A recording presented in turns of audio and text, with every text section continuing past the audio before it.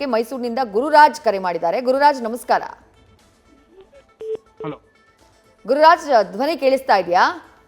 ಕೇಳಿಸ್ತಾ ಇದೆ ಮೇಡಮ್. ಹೇಳಿ, ಏನ್ ಹೇಳ್ತೀರಿ ಗುರುರಾಜ್?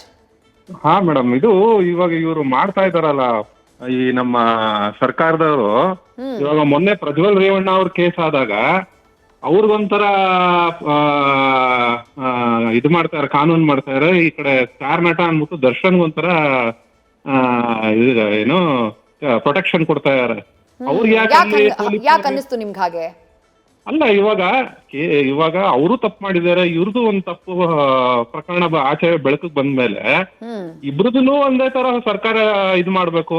ಇವಾಗ ಏನ್ ಮಾಡ್ತಾರೆ ಈಗಿನ ಸರ್ಕಾರ, JDS ಇದ್ರಾಗಿಲ್ಲ, ಇನ್ನು ಅಪೋಸಿಟ್ ಆಗಿರೋದ್ರಿಂದ ಮೋಸ್ಟ್ಲಿ ಅವರು ಆ ಒಂದು ನಡೆ ತಗೊಂಡಿದ್ದಾರೆ. ಇಬ್ರು ಅಪರಾಧಿಗಳ ಸ್ಥಾನದಲ್ಲಿ ಇದ್ದಾರೆ. ತನಿಖೆ ನಿಷ್ಪಕ್ಷಪಾತವಾಗಿ ಆಗ್ಬೇಕು, ಅಲ್ಲೂ ತನಿಖೆ ಆಗ್ಬೇಕು, ಅಲ್ಲೂ ಸೂಕ್ತವಾದಂತಹ ತನಿಖೆ ಆಗ್ಬೇಕು. ಅಲ್ಲಿ ತಪ್ಪು ಮಾಡಿದ್ರೆ ಅಲ್ಲೂ ಶಿಕ್ಷೆ ಆಗ್ಬೇಕು, ಇಲ್ಲಿ ತಪ್ಪು ಮಾಡಿದ್ರೆ ಇಲ್ಲೂ ಶಿಕ್ಷೆ ಆಗ್ಬೇಕು. ಹೌದಲ್ವಾ ಗುರುರಾಜ್? ಹೌದು ಹೌದು ಹೌದು ಮೇಡಮ್, ಹೌದು. ಅದು ಒಬ್ರಿಗೊಂದು ಮಾಡಬಾರ್ದು. ಆಮೇಲೆ ಸಾಮಾನ್ಯ ಜನತೆಗೆ ಇವಾಗ ಸ್ಟೇಷನ್ ಹೋಗಿ ಇವಾಗ ಏನಾದ್ರು ಒಂದು ಅವ್ರಿಗೆ ಪಾಸ್ಪೋರ್ಟ್ ವೆರಿಫಿಕೇಶನ್ ಅಥವಾ ಇನ್ನೊಂದೇನೋ ಒಂದು ಕಂಪ್ಲೇಂಟ್ ರಿಜಿಸ್ಟರ್ ಮಾಡೋದು ಇರುತ್ತೆ. ಇವ್ರಿಗೆ ಶಾಮಿಯಾನ ಹಾಕೊಂಡು ಸೆಕ್ಷನ್ 144 ಹಾಕೊಂಡಿರೋದು ಬಹಳ ತಪ್ಪಿನ ಒಂದು ಇದನ್ನ ತಗೊಂಡಿದ್ದಾರೆ. ಅದಲ್ಲ, ಅದೇನೇನು ಮುಚ್ಚ ಹಾಕಕ್ಕೆ ಶಾಮಿಯಾನ ಹಾಕಿದಾರೋ ಗೊತ್ತಿಲ್ಲ ಗುರುರಾಜ್.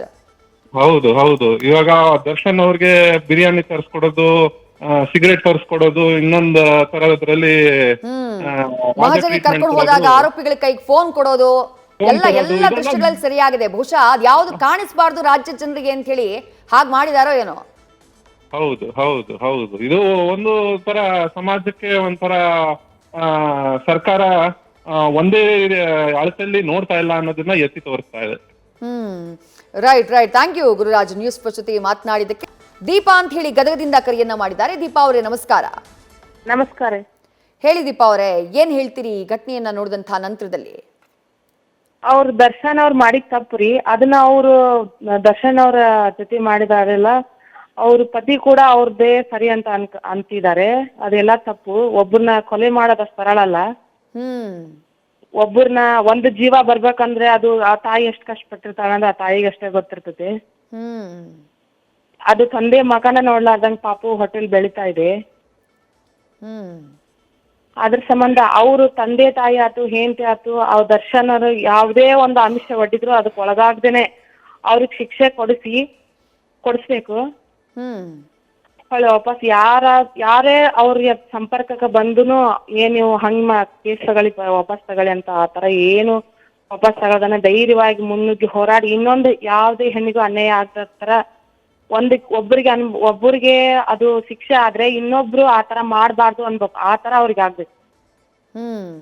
ಮತ್ಯಾರು ಕೂಡ ಇಂಥ ಧೈರ್ಯ ಮಾಡಬಾರ್ದು.